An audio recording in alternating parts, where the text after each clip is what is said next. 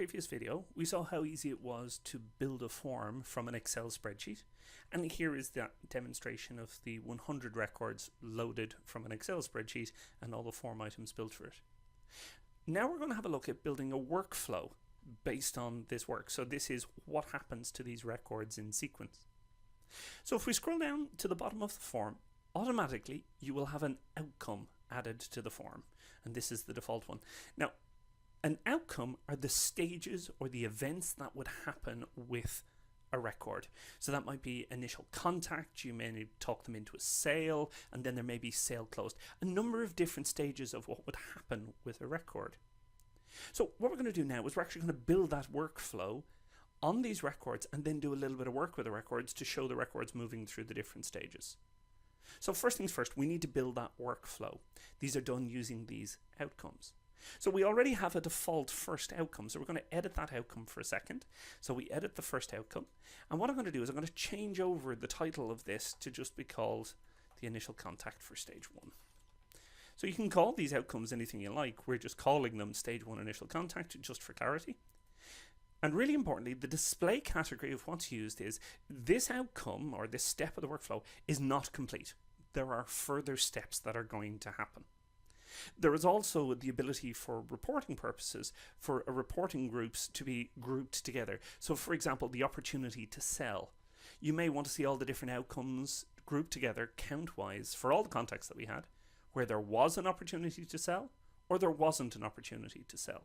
So I'm going to put this in and set it up as an initial one, and then in a further video we're going to have a look at how this reporting kicks in, but we'll set it up now. So we're going to say that there was no opportunity to complete the sale at this stage, and then we edit that first outcome. Now what we need to do is we need to add 2 further outcomes for the next couple of stages that will happen. Over on the left hand side in our console there is a blue or a purple button called flow. And flow allows us to add some more outcomes. So we're going to add another simple outcome here. So the second one that we're going to have in here, stage 2, was an opportunity as identified when we were chatting to the customer. Again, it's incomplete. We're not finished. There is more work to do after this. But we are going to set the reporting group as opportunity identified and add an outcome. Let's add in a third and final stage just in this very simple example of a workflow. So stage 3 of our workflow, and this is closed. This is where we're getting to job done, sale complete. So we now have 3 outcomes or 3 stages. So if I go back to review the build and I scroll down to my form, we can now see that we have our stage 1, 2, and 3 of the different outcomes of the different stages. But what we want to really do now is we want to draw this to be able to see it visually as a workflow. Again, over in our console on the left, we click flow. From the top option we have workflow design, and inside here we're now given boxes we can drag around the screen to be able to position as if it was in our workflow. So here's our workflow, stage 1, stage 2, stage 3, and we're going to join up these workflows, just very simply dragging from one side to the other, and now we have 3 different stages and our workflow is built. This workflow can also be used for reporting purposes immediately. So I can hit view report down the bottom. And as you can see, there are no records in each of these stages.